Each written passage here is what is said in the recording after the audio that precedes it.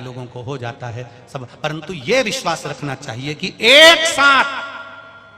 करोड़ों लोग जब एक साथ शंकर के शिवलिंग का निर्माण कर कर एक साथ श्री शिवाय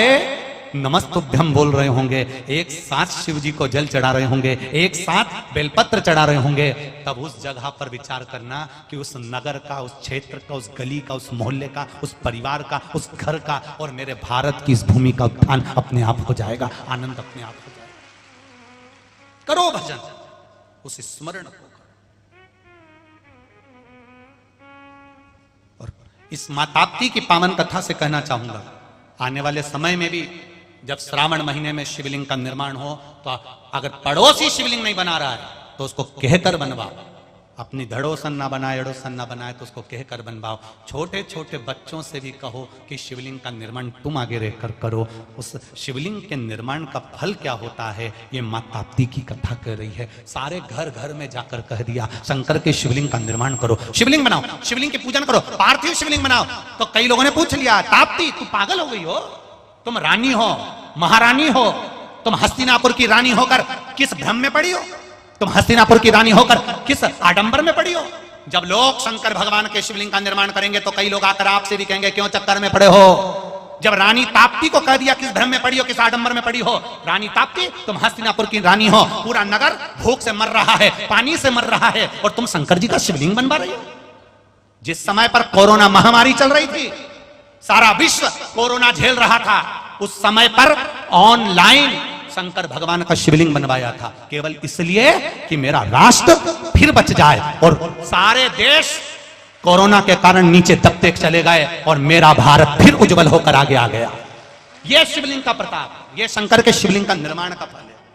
ताप्ती मैया से लोगों ने कहा तुम रानी हो, राजमाता हो,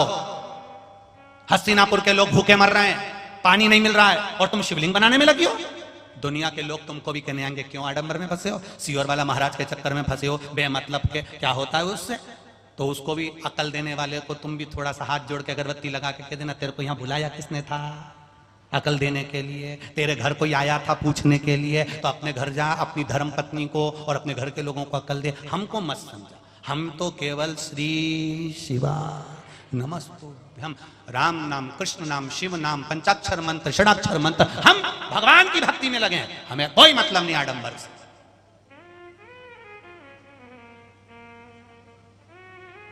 और मेरी बहनों, मेरी जीजियों, मेरी माताओं और मेरे जीजाओं, एक बात ध्यान लगाकर सुनना, जब दुख की घड़ी तुम्हारे सामने आकर खड़ी हो जाए, ऐसा लगे कि समस्या बहुत बड़ी आ गई, कुछ मत करना, बेलपत्री के पेड़ के नीचे जाकर वहां की थोड़ी सी मिट्टी उठाकर शिवलिंग बना लेना, उसी बेलपत्री के पेड़ के नीचे थोड़ा सा जल चढ़ा देना 5 बार और 5 बेलपत्र चढ़ाकर बाबा को दिया लगाकर विनती कर कर उस शिवलिंग को केवल विसर्जन कर देना अपनी कामना कर कर। बाबा हाथ पकड़ लेगा उतनी देर में तो निहार।